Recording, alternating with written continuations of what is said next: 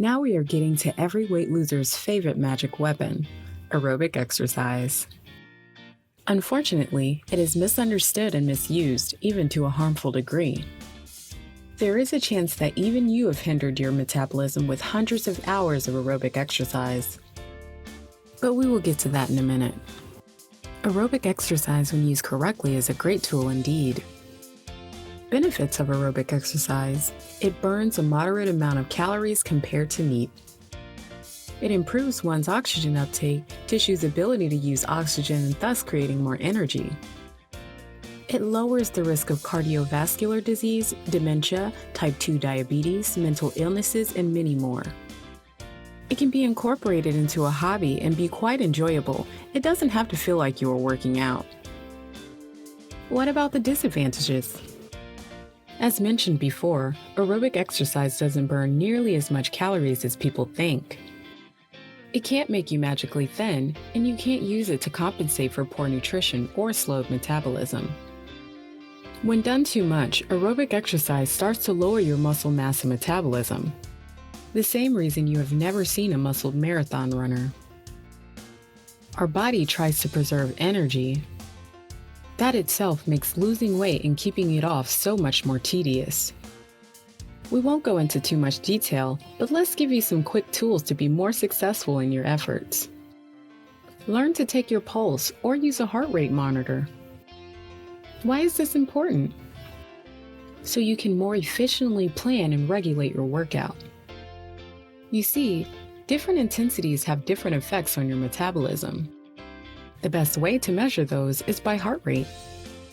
First off, you need to calculate your maximum heart rate, which is done with the formula: take the number 220 and subtract your age. This number is 100% of your heart rate maximum, as high as it can go, estimation obviously. To break down different zones, we need to calculate different percentages of your maximum heart rate. Those percentages are 50, 60, 70, and 85%. You will multiply your heart rate max with 0.5, 0.6, 0.7, and 0.85. For example, a 32-year-old man has a heart rate max is 220 minus 32 equals 188. His heart rate zones by the above percentages are 50% of 94 beats per minute, 60%, 113 beats per minute, 70%, 132 beats per minute, 85%, 160 beats per minute. Now that we know those heart rate percentages, we can look at the target heart rate zones. Up to 50%, NEAT, no extra benefit. 50 to 60%, light aerobic, a good place to start for an out-of-shape person. It builds a good overall foundation for your aerobic capacity. If you are just starting out, you should stay in this zone for at least a month. 60 to 70%, the basic aerobic zone. This zone is your bread and butter of aerobic training. Most of your aerobic exercise will focus on this zone for at least a couple of months. 70 to 85%, high-intensity aerobic zone. This zone has its own chapter coming up.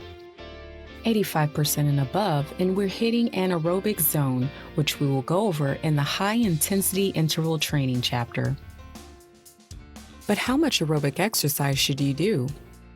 It depends on so many things.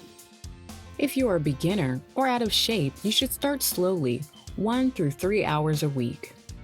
When you get into better shape, the first thing you should do is gradually raise the intensity and move to the next zone.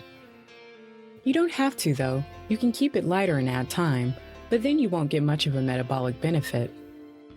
When you are in the 60 through 70 heart rate max range, you can add time up to 1 hour per day. You shouldn't go over the 1 hour mark because it starts to hinder your metabolic advancement. It would be advisable to transition partly to the high intensity zone and keep the workout shorter.